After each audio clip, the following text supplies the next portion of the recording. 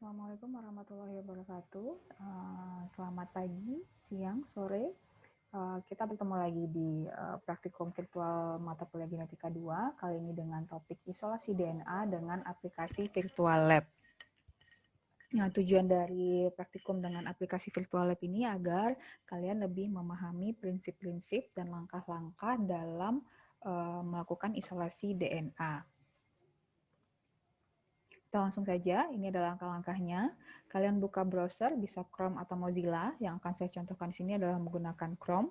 Kemudian kunjungi situs ini, learns.genetics.utah.edu/content/labs.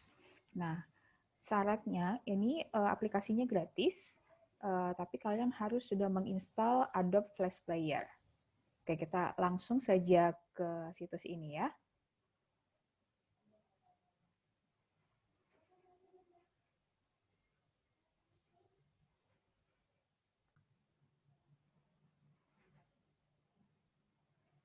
Oke, sekarang kita sudah buka browser pakai Chrome dan masuk ke learns.genetic.utah.edu/content/labs. Nah, ini tampilannya.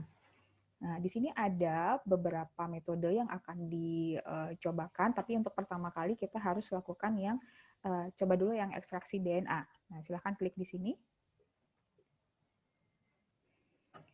Nah, di sini kalian harus klik enable ini dulu ya, si Adobe Flash Player-nya. Tadi diklik dulu tadi di situ, kemudian muncul ini, kemudian Start Lab. Nah, pada eksperimen ini kamu harus mengisolasi DNA dari manusia. Nah, kamu mungkin bertanya untuk apa kita mengisolasi DNA manusia? Jawabannya bisa untuk tes genetik, bisa untuk identifikasi jenazah, kemudian bukti dalam analisis forensik. Di ini adalah beberapa tujuan mengapa kita mengisolasi DNA manusia. Oke, ekstraksi DNA atau isolasi DNA ini biasanya merupakan tahap yang paling panjang dalam teknik biologi molekuler. Nah, ekstraksi DNA ini merupakan tahapan yang penting karena kita harus mengisolasi DNA dulu dari protein dan komponen sel lainnya. Pertama, kita butuh sel. Nah, kenapa? Karena DNA berada di dalam sel tersebut. Di dalam sel, di dalam tubuh kita ini ada nukleus. Di dalam setiap nukleus ada sekitar 2 meter DNA. Itu baru di dalam satu sel saja ya. Oke, next. Nah, ini dia. Sel, nukleus, dalam nukleus ada kromosom. Nah, kromosom ini kalau kita buka itu adalah berupa untayan DNA. Ya. Nah, dari mana kita mulai? Pertama, kita harus mengumpulkan sel dulu dari subjek kita, yaitu manusia. Nah, ini di dalam mulut nih, di daerah pipi kita. Nah, kulit di dalam mulut itu kehilangan ribuan sel setiap hari. Nah, ini bisa kita jadikan untuk sampel dalam isolasi DNA.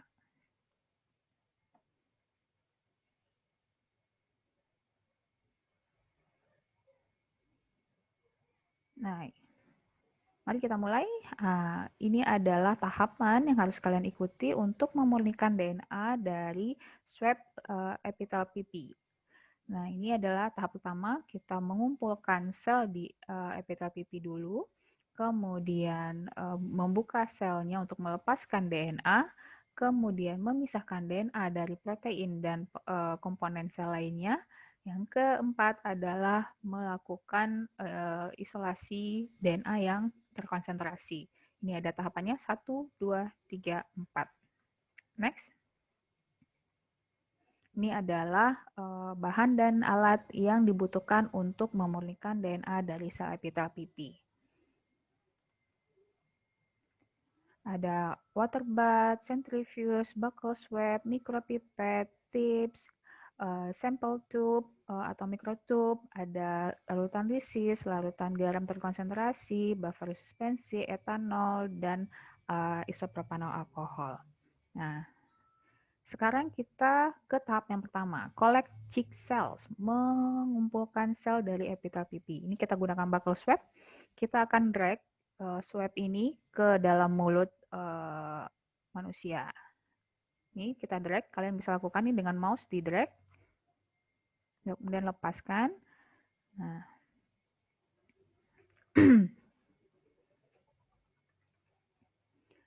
nah, jika kita lihat lebih dekat dengan ini harusnya dengan mikroskop ya, kalian akan melihat di dalam kita akan menempatkan cotton swab-nya ke dalam tabung Eppendorf, ke dalam microtube. Nah, kalau dilihat di dalam swab-nya tadi itu ada banyak ratusan sel epitel pipi. Nah, di dalam setiap sel epitel pipi itu ada nukleus, di dalam nukleus ada DNA. Lanjut. Ini kita masukkan ke dalam tabung sampel, tapi dilepas ya. Nah, kemudian diambil larutan lisis. Jadi ujung dari swab tadi harus dipotong dengan gunting. Jadi swabnya masuk tapi batangnya tidak. Kemudian dengan menggunakan mikropipet kita akan tambahkan larutan lisis ke dalam mikrotube. Ini tinggal kalian, karena tadi sudah diambil nih, sudah kelihatan ada larutannya di ujung tips. Tinggal kalian drag ini, masukkan ke sini, ke dalam microtube, lepaskan, nah, sudah masuk.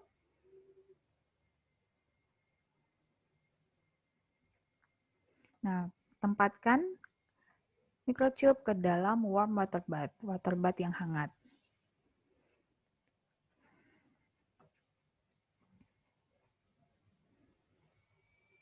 Nah, ini sel akan terbuka, membran inti akan terbuka atau selaput inti. Nah, ini adalah kromosom. Kromosom jika dibuka. Nah, kita tadi menambahkan larutan lisis ya. Nah, larutan lisis yang kita tambahkan tadi itu mengandung dua bahan penting. Yang pertama adalah deterjen, yang kedua adalah enzim yang disebut proteinase K.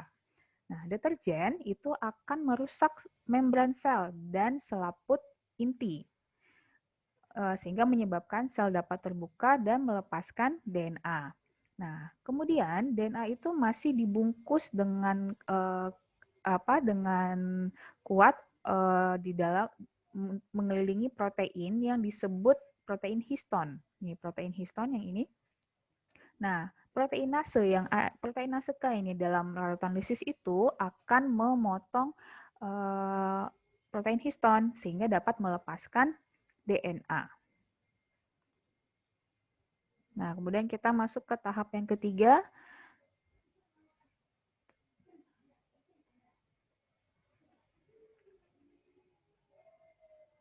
Nah,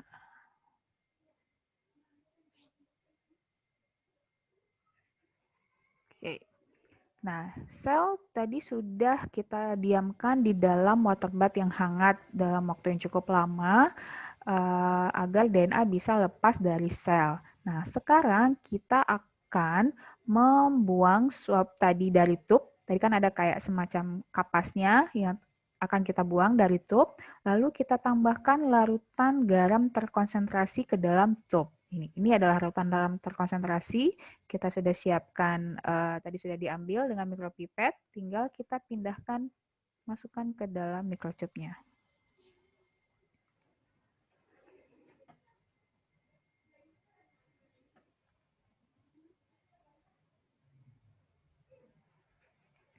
Nah, ini yang terjadi di dalam tabung kira-kira.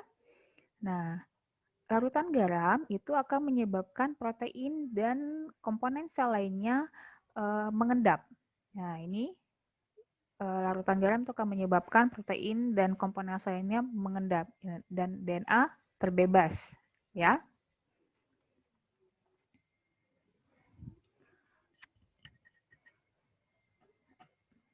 Nah, setelah kemudian kita tempatkan microtube-nya ke dalam centrifuge. Nah, menggunakan centrifuge itu harus dalam kondisi seimbang. Jadi meskipun tadi kita kerja dengan satu sampel, harus ada penyeimbangnya supaya centrifuge-nya tidak rusak. Nah, sekarang kita tutup, klik di bagian tutupnya. Nah, sudah selesai. Nah, tadi di dalam centrifuge, tube itu akan berputar dalam kecepatan tinggi. Bagian yang berat, seperti protein dan komponen sel lainnya, itu akan berada di bagian bawah dari tabung. Ini kita sebut sebagai pelet. Dan sedangkan DNA itu akan, karena lebih ringan, dia akan melayang di larutan. Nah, ini kita sebut sebagai supernatan. Ya. Yang atas, yang larutan itu adalah supernatan, yang mengendap di bawah itu kita sebut sebagai pelet.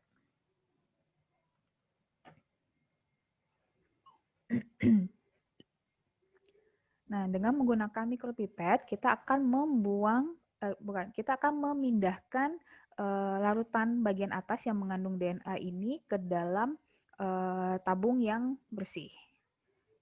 Dan sedangkan yang protein dan komponen sel lainnya kita biarkan saja di sini. Oke, menggunakan mikropipet, di drag mikropipetnya ke sini. Ya, kemudian pindahkan ke tabung yang baru. Nah, kita masuk ke tahap yang keempat. Ini adalah isopropil alkohol. Kita akan tambahkan isopropil alkohol ke dalam tube. Drag, lepaskan.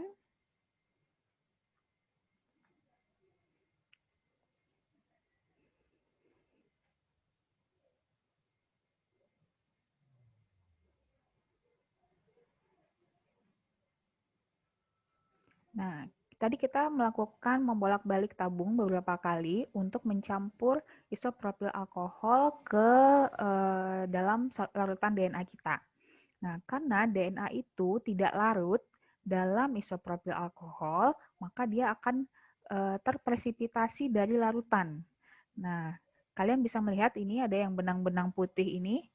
Ini adalah DNA yang terpresipitasi dari isopropil alkohol. Oke, lanjut. Nah, kita akan masukkan tube ke centrifuge. Seimbangkan. Kemudian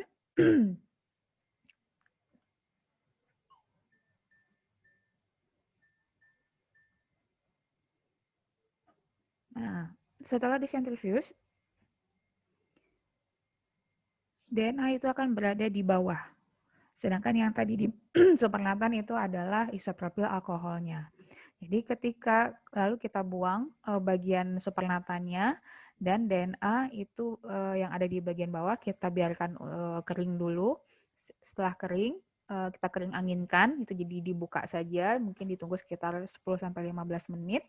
Kita akan melarutkannya kembali, bisa dengan air yang bebas nuklease atau nuklease free water, atau dengan menggunakan buffer TE. Nah, ini DNA yang sudah kalian isolasi ini bisa disimpan di freezer bertahun-tahun dan bisa juga kita langsung kerjakan untuk eksperimen berikutnya, yaitu misalnya untuk PCR. Nah, nanti di rumah kalian juga bisa melakukan ekstraksi DNA dengan bahan-bahan yang ada yang mudah kalian temukan di rumah. Nanti kita akan coba pada pertemuan berikutnya.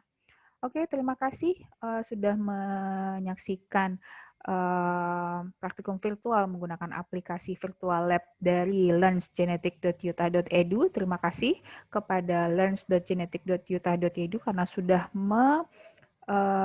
merancang sedemikian rupa simulasi ekstraksi DNA ini sehingga dapat memberikan pemahaman yang lebih baik kepada mahasiswa dalam memahami prinsip-prinsip dalam isolasi DNA.